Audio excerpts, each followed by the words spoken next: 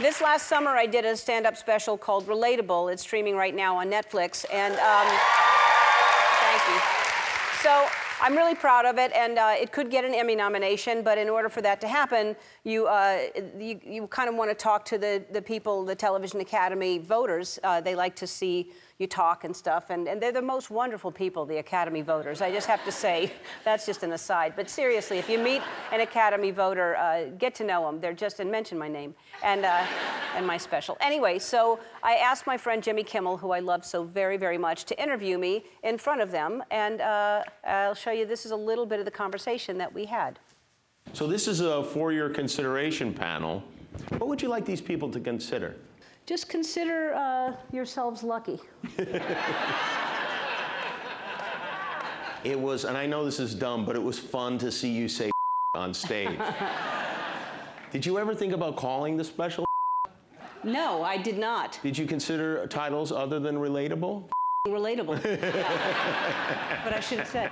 I think you and I share one, well, a lot of things we have in common, but one thing is, I love to see people get scared. It makes me laugh as hard as anything. Yes. I love to see people, you know, as long as they don't get hurt, but like walk into a glass door thinking it's open. I think my last special, I did a whole thing about someone walking into a glass door and how that embarrassment takes over pain. And then people that hurt themselves won't even admit that they're hurt. They'll just be like, you know, and just like laugh along with it and go home and get stitches. And, you know, there's every time I'm at your show, every time, and you haven't done anything for a while, I walk into my dressing room and I check everything. I go into the bathroom to see if you're hiding under the cabinet.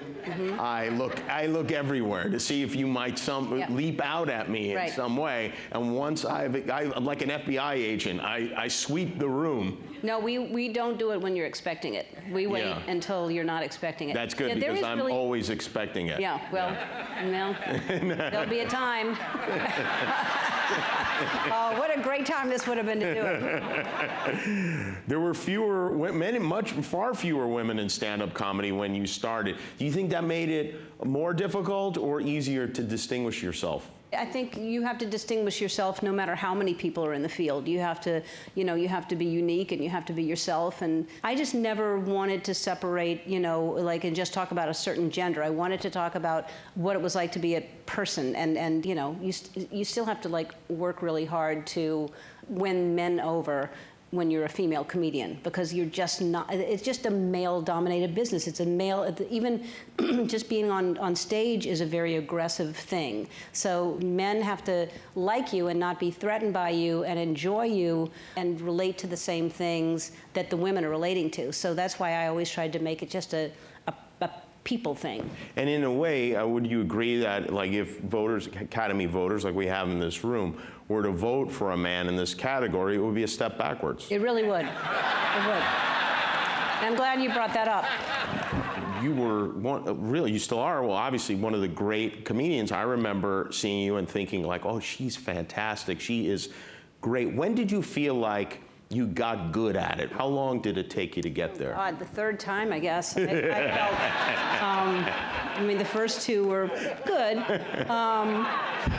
Do you feel more vulnerable when you're doing stand-up comedy than when you're on stage at your show? Yes. The first time I got on stage at Largo, I tried everything out at this really small club. And it's kind of like a hip club that, you know, the people don't really watch TV, those kind of people. Right, like, no idea what's going on in the world, just reading. And I wanted to be pure and stand up again the way I started and earn the laughs and earn people respecting what I was saying. And so to go on Largo that first night, I was so scared. I mean, like, I just thought, oh God, these people are gonna, you know, they're like, oh, okay, yep, Ellen, you know, that's what I really expected. And it was really surprising when they were happy to see me, and then it was really surprising when they laughed. And so then I kept going back and building on it and building on it. But that was so satisfying to me that people responded that way, and I didn't expect it at all. And the, you know, the whole idea of not being aware of how out of touch you are because I thought that's what people would think of me. And so I just thought, I'm just going to go with it. You just went head on with it. I'm just going to go into it. Do you think you are out of touch, or is it just yes. a joke? Yes. So, like, if I were to ask you what a dozen eggs cost, would you know? No, because we have chickens and they lay the eggs and we have them for free. A stamp, do you know how much it costs to mail something? Didn't they just go up to like $4? That's right. How much is a rowing scholarship at USC? Do you know?